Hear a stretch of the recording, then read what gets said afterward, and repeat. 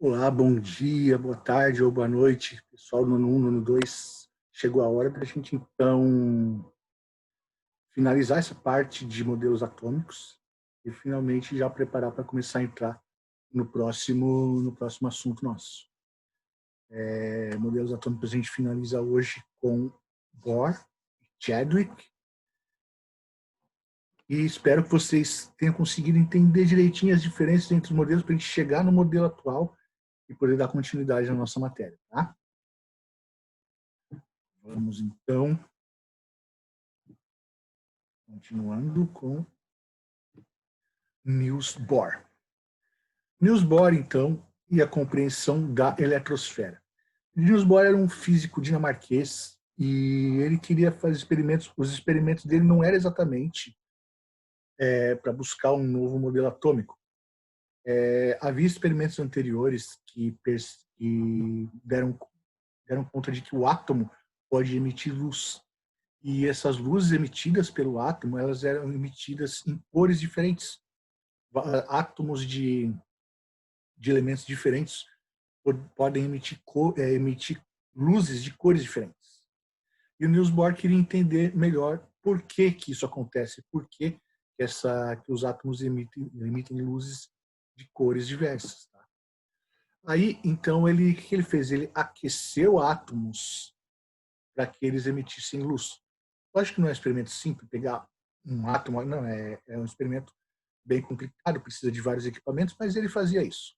Tá? Ele aquecia esses átomos para que eles emitissem luzes, e nesses experimentos ele percebeu que os elétrons eles não ficavam livres na eletrosfera, ou seja, a gente já sabe nesse ponto que os elétrons eles ficam circulando ao redor do núcleo do átomo. Na época ele ainda não tinha essa noção exata de núcleo, mas sabia que os elétrons ficavam fora daquela área de maior massa, estavam girando em torno. E o que ele percebeu com esses experimentos? Que eles não ficavam livres ali. Eles não se movimentavam livremente. Eles se movimentavam em órbitas pré-definidas. Tá? Eles tinham um caminho a seguir ali na eletrosfera. Então, em 1913, o Bohr postulou que, primeiro, que o elétron gira em torno do núcleo em órbita circular. Então, o elétron ele não se movimenta de qualquer maneira. Ele movimenta circularmente e em torno do núcleo. Segundo o postulado do Bohr foi que cada átomo tem um número limitado de órbitas ou camadas.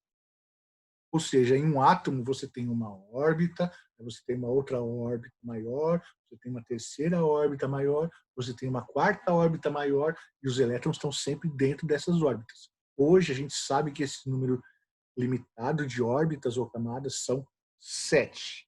Só que na época ainda não se sabia. Tá? Ele disse que era um número limitado de órbitas ou camadas, e esse número se chegou a esse número de 7 órbitas depois, mas o Niels Bohr já disse que era limitado, que não era um número infinito, certo? Hoje a gente sabe, são 7 camadas, e a gente vai ver isso um pouco mais à frente. Não hoje, não nessa aula, mas nas próximas semanas a gente vai entender essa questão aí das 7 camadas, tá? E os elétrons, o Bohr também postulou que os elétrons podem mudar de uma camada ou órbita para outra, conforme absorvem ou liberam energia. Então, o que significa isso? Se o átomo ele está orbitando o núcleo em uma camada, na camada mais próxima do núcleo, se ele absorver energia, ele pode pular para o outro nível, para outra camada, e aí fazer uma órbita maior, com mais velocidade, com mais energia. E se esse elétron absorver mais energia, ele pode pular mais uma ainda. A gente vai ver ali no próximo slide, vai ter um desenho ali que mostra mais ou menos isso, tá? Então, os elétrons absorvendo energia, eles podem mudar para uma camada mais externa, com mais energia. E se eles liberam energia, eles voltam para uma camada mais interna, menor, tá? Mais próxima do núcleo. Aí vamos, então, resumir o modelo atômico de Rutherford Bohr. Primeiro, esse modelo atômico do Bohr, ele não era um modelo atômico totalmente novo. Ele também não estava corrigindo o modelo do Rutherford. Ou seja, ele não estava corrigindo nem substituindo o modelo do Rutherford. Ele estava ampliando, acrescentando informações ao modelo do Rutherford. Por isso, esse modelo atômico não foi chamado de modelo de Bohr, e sim de Rutherford-Bohr, porque o Rutherford apenas Rutherford não, perdão, o Bohr apenas acrescentou ao Rutherford. Então ele não teve para ele um modelo atômico totalmente novo. Foi um modelo atômico como se fosse feito em parceria com o Rutherford. Não foi exatamente em parceria, tá? O Bohr trabalhou em cima disso depois do Rutherford, trabalhou em cima das descobertas do Rutherford. Mas foi como se fosse uma colaboração, por isso ficou o nome desse modelo Rutherford-Bohr e não apenas Bohr. Tá? O modelo considerava que o átomo era formado por um núcleo muito pequeno de carga positiva, isso a gente já sabe. Então, o núcleo é a carga positiva, onde estava toda a massa do átomo. E ao redor desse núcleo, uma eletrosfera que consiste, são basicamente espaços vazios, onde os elétrons orbitam em camadas. Então você tem um núcleo do átomo e você não tem um núcleo do outro átomo logo ao lado, grudadinho ali. O núcleo do outro átomo está longe. E entre esses dois núcleos, espaços vazios, que é chamado de eletrosfera, onde os elétrons orbitam, tá? Aí a gente fala por que que no núcleo está toda a massa do átomo. A gente vai ver mais adiante que a massa do elétron ela é muito pouca.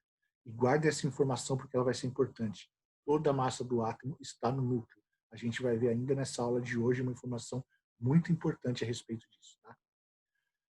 Depois, ainda no modelo atômico de Rutherford-Bohr, as camadas mais próximas ao núcleo são as menos energéticas. As camadas mais distantes do núcleo têm mais energia, são as mais energéticas. Ou seja, quanto mais perto do núcleo, o elétron tem menos energia.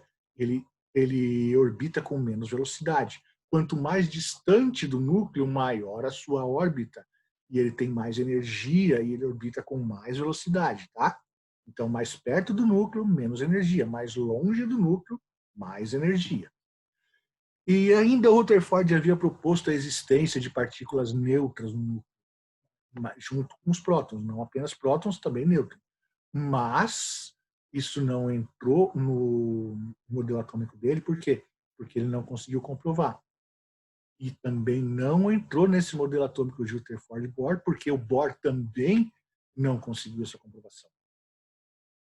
Essa comprovação veio depois, como a gente vai ver daqui a pouquinho, tá? Então, Rutherford propôs essa existência de partículas neutras no núcleo, que existem, mas não provou. O Bohr não provou. Os dois sabiam que existiam, mas não conseguiam uma forma de comprovar.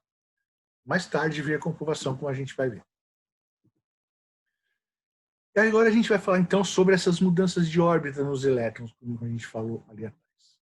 Os estudos de Bohr mostraram que, ao absorver energia suficiente, um elétron pode pular de um nível mais externo, com menos energia, para o próximo, mais externo e mais energia. Então, mais interno, menos energia. Mais externo, mais energia. E quanto mais externo, mais energia. Tá? O elétron se desloca mais rápido numa órbita maior. Certo? Então, se ele absorve energia, ele vai para o outro nível, que tem mais energia. Ao contrário, quando ele perde energia, o elétron pode fazer o caminho oposto. Ele pode voltar para o nível mais interno, que tem menos energia, e essa energia que ele perdeu, ela é liberada em forma de luz. E era essa luz que o Bohr estava estudando nos experimentos dele. Veja um desenho.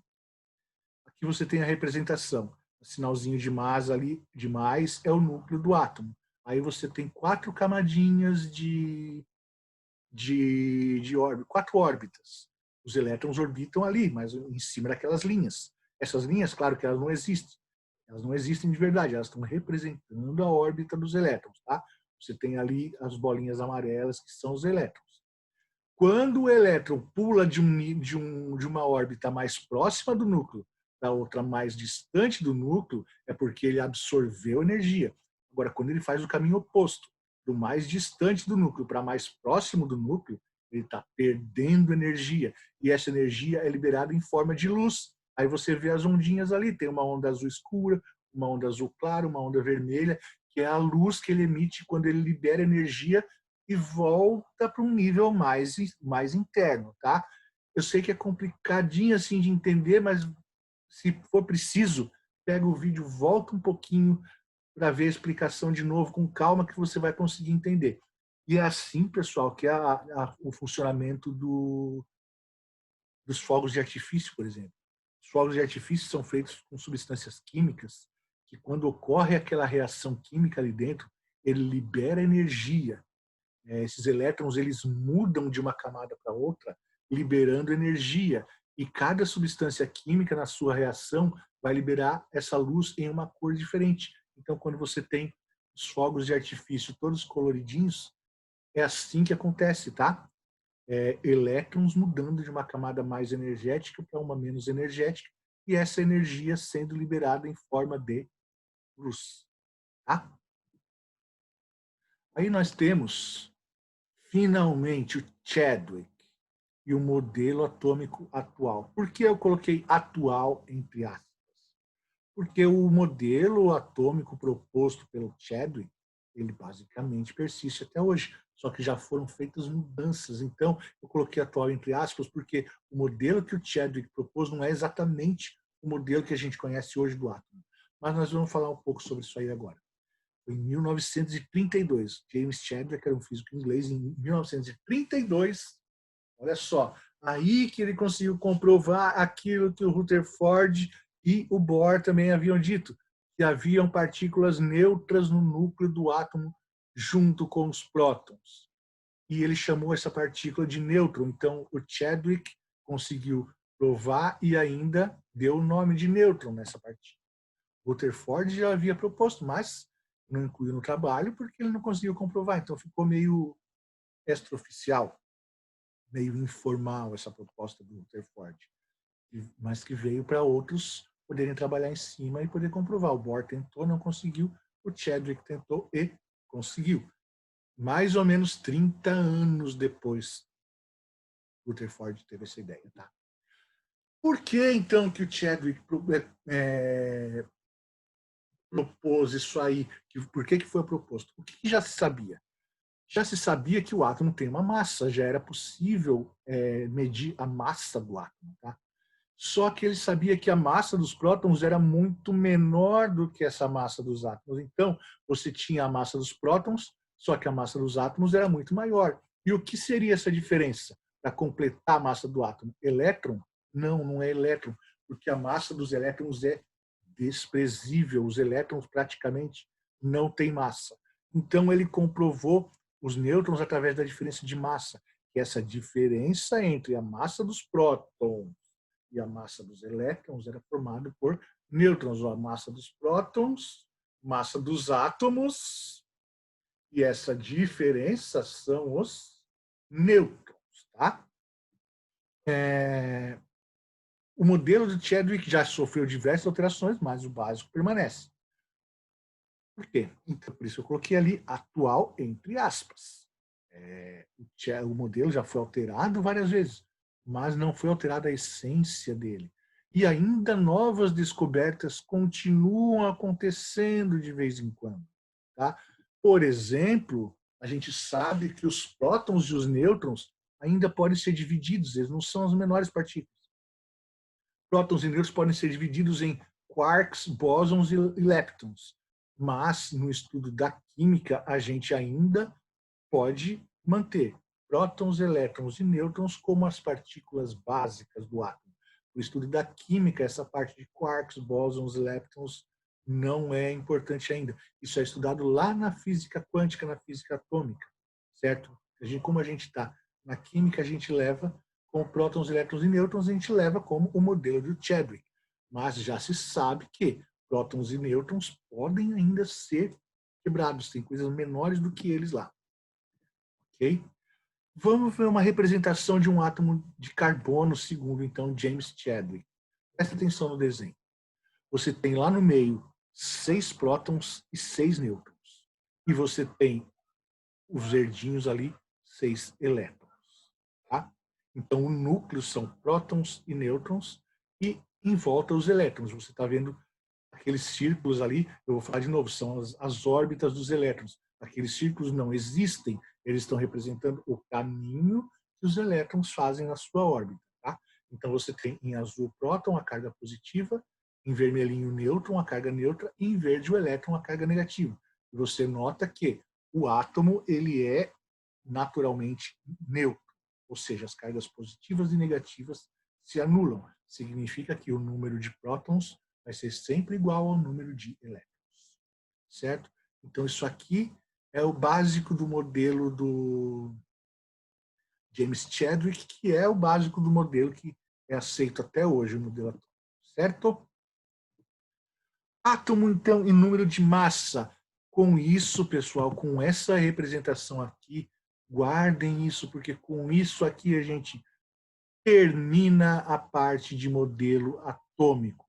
Eu sei que foi muita coisa até chegar aí, mas vocês conseguem diferenciar a teoria da matéria que foi feita lá atrás pelo Demócrito, depois pelo Aristóteles. Aí você vem diferenciando os modelos atômicos, Dalton, Thomson, todos os modelos atômicos até chegar em James Chadwick, que é esse modelo aqui. Tá? Prótons e nêutrons no meio, elétrons em volta. E o número de prótons igual ao número de elétrons, porque a carga é neutra. Certo? Então, o átomo e o número de massa. Sabendo esse número de prótons, elétrons e nêutrons, a gente vai ver o número de massa. A gente sabe, então, que o átomo é eletricamente neutro, ou seja, ele não tem carga. Suas cargas positivas e negativas se anulam. Ou seja, o número de prótons é igual ao número de elétrons. Isso a gente já sabia. Então, é consenso que o número de cargas positivas é igual ao número de cargas negativas. Prótons igual a elétrons, mesma quantidade. Tá? Mas aí o que acontece? Tem aquele problema da massa. A gente sabe que a massa, eu estou voltando agora naquilo que eu falei ali atrás, que eu dei uma preparada para chegar aqui. A gente sabe que a massa do átomo é maior do que a massa dos seus prótons. Tá? E o elétron não pesa quase nada. Então, a massa do elétron é 1.840 vezes menor do que a do próton, ou seja, um próton é uma carga positiva, um elétron é uma carga negativa. Nisso eles se anulam. Mas a massa não. A massa de um próton é 1.840 vezes mais do que a massa do elétron. Tá? Então, a massa do elétron praticamente ela não é considerada. Ela é desprezada quando você calcula a massa do átomo. Tá? Mas a gente tem a massa dos prótons, chega a um valor, a massa do átomo é muito mais. Onde está essa diferença? Está nos nêutrons, tá? Porque toda a massa do átomo está no núcleo. Fora do núcleo é basicamente espaço vazio. Então, essa diferença está nos nêutrons. Então, significa que a massa atômica, a massa do átomo, é igual à massa dos prótons e dos nêutrons. Ou seja, a massa dos prótons mais a massa dos nêutrons é igual à massa dos átomos. E a massa dos elétrons? A massa dos elétrons não conta, os elétrons são muito leves, muito pouca massa, até por isso eles conseguem se deslocar então, com tanta velocidade. Tá? Tá entendido isso? Então, o número de massa é a soma do número de prótons com o número de nêutrons. Elétrons não conta. Grave essa informação, ela vai ser muito importante. Então, o número de massa de um átomo é representado pela soma do número de prótons e número de nêutrons em seus núcleos, e é representado pela letra A. Número de massa é representado pela letra A. A gente vai ver aqui adiante. A gente falou do número de massa, agora a gente vai falar do número atômico. Mais tarde, depois do Chadwick, foi descoberto que muitas propriedades químicas de dos elementos são determinadas pelos prótons. E propriedades químicas, com quem eles reagem, como eles podem ser desmembrados. E aí então, por causa disso, foi incluída uma outra representação, que é o número atômico. O número atômico ele é o quê? Apenas o número de prótons no núcleo. O número de atômico ele é o número de prótons. Então, olha a diferença. O número de massa é o número de prótons mais o número de nêutrons. O número atômico é só o número de prótons. Tá? E o número atômico a gente representa pela letra Z. Presta atenção agora. A gente representa ali, ó. O X é um símbolo químico, é um elemento qualquer. Um elemento X, e você tem ali, na representação, do lado esquerdo do número, em cima, o A, que é o número de massa. Número de massa, prótons mais nêutrons. E embaixo dele, também do lado esquerdo, a gente tem o Z, que é o número atômico, que é só o número de prótons. Tá? Então, olha o exemplo ali no cantinho, carbono. O carbono aqui, não sei se aparece para vocês aqui a minha setinha, mas aqui o carbono ele tem então 14 como número de massa, ou seja, ele tem 14 prótons mais nêutrons. Quantos são prótons e quantos são nêutrons? Eu não sei. Só que ali ele tem embaixo o número atômico. O número atômico é 6, então 6 é o número de prótons. Agora, presta atenção nisso que é importante. Você sabendo que o carbono tem 6 prótons, você já sabe que ele também tem 6 elétrons, porque o número de prótons e elétrons é igual. E quantos nêutrons ele tem? Olha só, se ele tem 6 prótons, ou seja, o número atômico dele é 6, e o número de massa é 14, essa diferença 14 menos 6, que dá 8, 8 é o número de nêutrons. Porque 14 é próton mais nêutron. 6 é só próton. Então, quantos nêutrons tem? 8. E elétron? Elétron não precisa ser representado, porque o número de elétrons é igual ao número de prótons. É 6. Tá? Então, todos os números vão ser representados assim. Tem o símbolo, aí ao lado esquerdo, em cima, o número de massa, que é o A, e do lado esquerdo, embaixo, o número atômico, que é o Z. Tá? O A é o quê? É o que fica em cima. P mais N é o quê? Número de prótons mais número de nêutrons. P de prótons, N de nêutrons. E o Z é igual ao número de prótons apenas. Não é difícil, né? É tranquilo. Beleza. Agora presta atenção que tem uma coisa importante que confunde. Você pensa assim, o número atômico, então é o A. Não, não é. É o contrário, tá? O número atômico é o Z. O número de massa é o A. Então não confunda isso. A gente tem a tendência de achar porque o número atômico começa com A, que ele vai ser o A. Ele não é, ele é o Z. Então eu deixei aqui anotadinho para vocês. Atenção, A é o número de massa. Z é o número atômico. Atômico começa com A, mas a sua representação é o Z. Não confundam. Por quê? Porque parece que é feito para confundir. Então, eu estou avisando para não confundir. O número de massa é o A, o número atômico é o Z.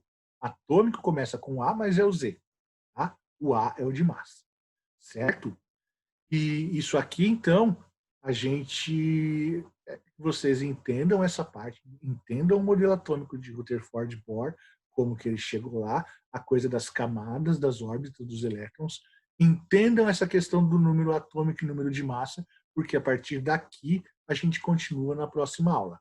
Por hoje, pessoal, é só, mas ainda temos as atividades. O que temos de atividades, galera? Apenas página 46, atividades 1, 2, 3 e 4. Pouca coisa, mas é importante que façam, certo? Então, 1 a 4 da página 46. Fora isso, apenas tenham uma ótima semana, se cuidem, bons estudos e esperamos que em breve a gente vai estar de volta. Firmeza? Beijo para todos e até a próxima.